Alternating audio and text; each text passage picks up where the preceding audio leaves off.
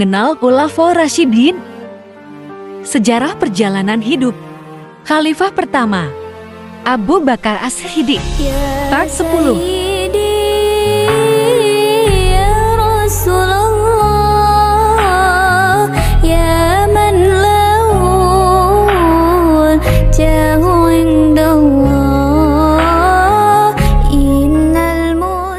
Masalah yang timbul tidak hanya pemurtatan atau munculnya nabi-nabi palsu, tetapi pembangkangan juga muncul dalam pembayaran zakat.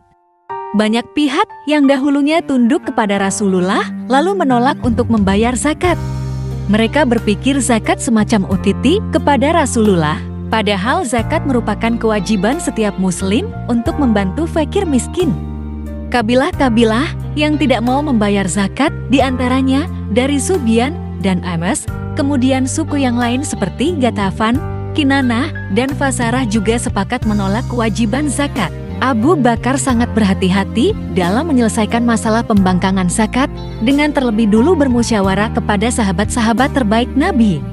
Sebagian mereka berpendapat tidak perlu memerangi mereka yang masih muslim meskipun menolak membayar zakat.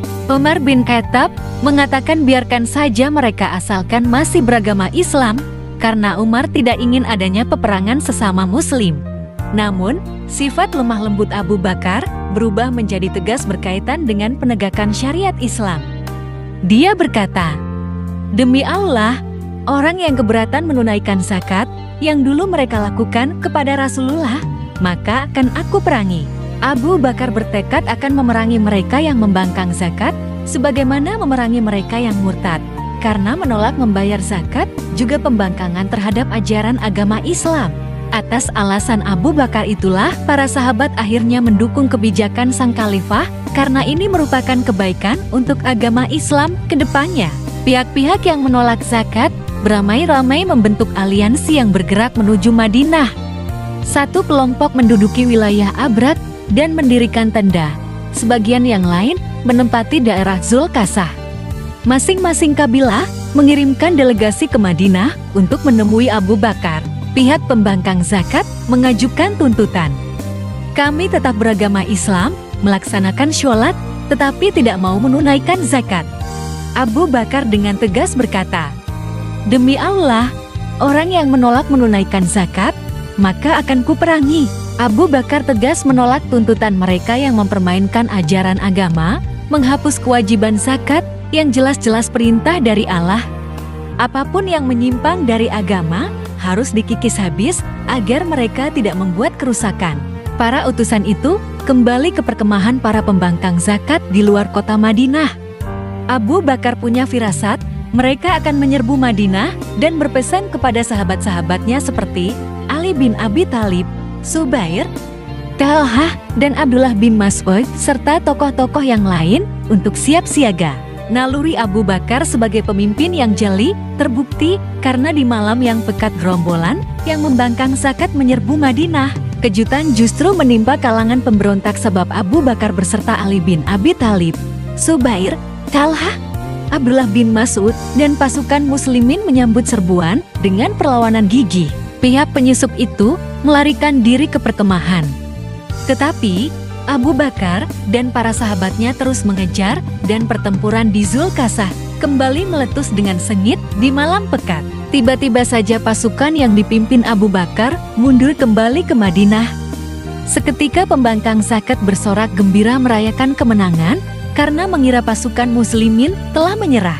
Di sanalah mereka membuat kecerobohan fatal karena pasukan Abu Bakar bukannya kalah, tapi mundur ke Madinah bagian dari strategi perang di malam itu untuk menyusun kekuatan yang lebih matang.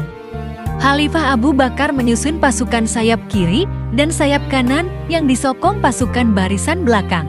Pada akhir malam itu juga, Abu Bakar dan pasukannya menyerbu langsung perkemahan para pembangkang zakat di Zulkasah. Fajar baru sedikit menampakkan diri di ufuk langit. Abu Bakar dan pasukannya sudah datang mengobrak-abrik perkemahan mereka. Akibatnya pasukan pembangkang zakat yang tidak menyadari serangan mendadak tersebut jadi kacau balau dan melarikan diri. Kemenangan gemilang pun diraih Abu Bakar tepat saat matahari pagi bersinar. Akhirnya mereka pun sadar bahwa ucapan tegas Abu Bakar bukan hanya gertakan saja.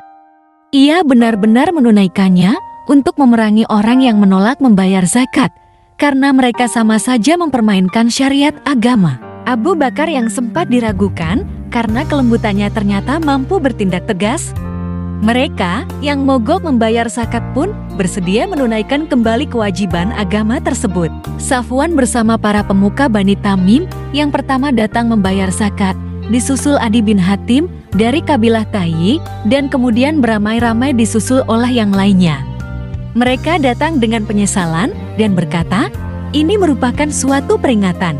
Sebagai pemimpin besar, Abu Bakar menunjukkan kelembutan dan sikap penuh penghormatan.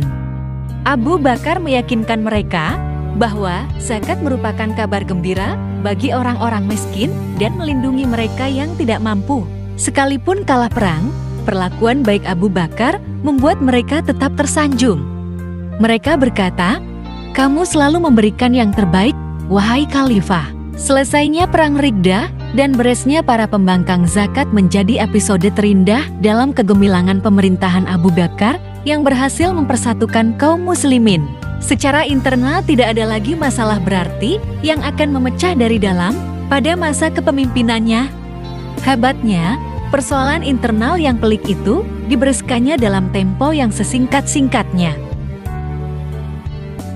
Nantikan kisah selanjutnya pada video berikutnya.